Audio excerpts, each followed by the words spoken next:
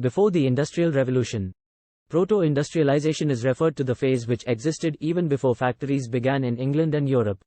There was large-scale industrial production for an international market not based on factories. In the 17th and 18th centuries, merchants from Europe moved to the countryside, supplying money to peasants and artisans, requesting them to produce for an international market.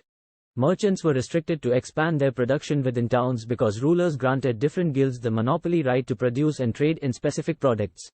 In the countryside, poor peasants and artisans eagerly agreed so that they could remain in the countryside and continue to cultivate their small plots. The proto-industrial system was thus part of a network of commercial exchanges controlled by merchants. The coming up of the factory. In the 1730s, the earliest factories in England were set up, but only in the late 18th century, the number of factories multiplied. Cotton was the first symbol of the new era and its production boomed in the late 19th century. Richard Arkwright created the cotton mill where costly machines were set up and all the processes were brought together under one roof and management. The pace of industrial change. First, in Britain, the most dynamic industries were cotton and metals. Cotton was the leading sector in the first phase of industrialization up to the 1840s, followed by iron and steel industry. Second, the new industries found it difficult to displace traditional industries. Third, the pace of change in the traditional industries was not set by steam-powered cotton or metal industries, but they did not remain entirely stagnant either. Fourth, technological changes occurred slowly. James Watt improved the steam engine produced by Newcomen and patented the new engine in 1781. His industrialist friend Matthew Boulton manufactured the new model. Steam engines were not used in any of the other industries until much later in the century. Hand labor and steam power. There was no shortage of human labor in Victorian Britain. Industrialists had no problem of labor shortage or high wage costs. Instead of machines, industrialists required large capital investment. The demand for labor was seasonal in many industries. In all such industries where production fluctuated with the season, industrialists usually preferred hand labor, employing workers for the season.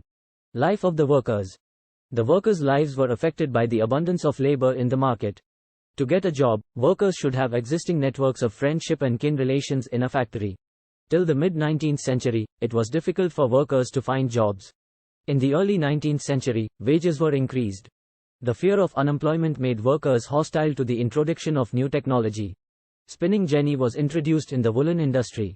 After the 1840s, building activity intensified in the cities, opening up greater opportunities for employment. Roads were widened, new railway stations came up, railway lines were extended, tunnels dug, drainage and soils laid, rivers embanked. Industrialization in the colonies. The age of Indian textiles. In India, silk and cotton goods dominated the international market in textiles, before the age of machine industries. A variety of Indian merchants and bankers were involved in this network of export trade, financing production, carrying goods and supplying exporters. By the 1750s, this network, controlled by Indian merchants, was breaking down. The European companies came into power, first securing a variety of concessions from local courts, then the monopoly rights to trade. The shift from the old ports to the new ones was an indicator of the growth of colonial power. European companies controlled trade through the new ports and were carried in European ships. Many old trading houses collapsed, and those who wanted to survive had to operate within a network shaped by European trading companies. What happened to weavers? After the 1760s, the consolidation of the East India Company did not initially lead to a decline in textile exports from India. Before establishing political power in Bengal and Carnatic in the 1760s and 1770s, the East India Company had found it difficult to ensure a regular supply of goods for export. After the East India Company established political power, it developed a system of management and control that would eliminate competition, control costs, and ensure regular supplies of cotton and silk goods. It was established by following a series of steps. 1. By eliminating existing traders and brokers connected with the cloth trade, and establishing more direct control over the weaver. 2. By preventing company weavers from dealing with other buyers. The weavers were granted a loan to buy the raw materials once an order was placed. Weavers who took loans needed to hand over the cloth they produced to the Gomastha.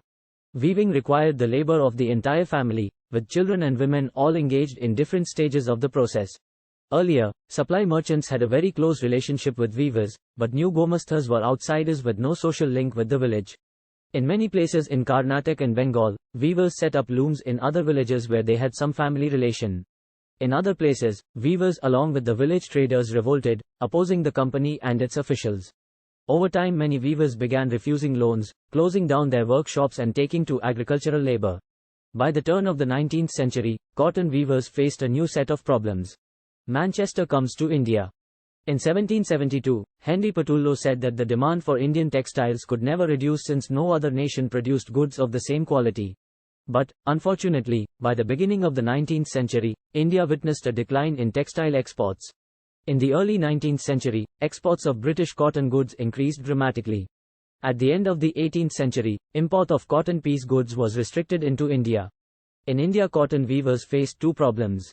1. Their export market collapsed. 2. Local market shrank and glutted with Manchester imports. By the 1860s, weavers faced a new problem. They could not get sufficient supply of raw cotton of good quality. Even the raw cotton exports from India increased, due to which the price increased. By the end of the 19th century, other craftspeople faced yet another problem. Factories in India began production, flooding the market with machine goods. Factories come up. In 1854, the first cotton mill in Bombay set up and went into production 2 years later. By 1862, 4 more mills were set up, and around the same time jute mills came up in Bengal. The first jute mill was set up in 1855 and another one after 7 years in 1862. In the 1860s, in North India, the Elgin mill was started in Kanpur, and a year later the first cotton mill of Ahmedabad was set up.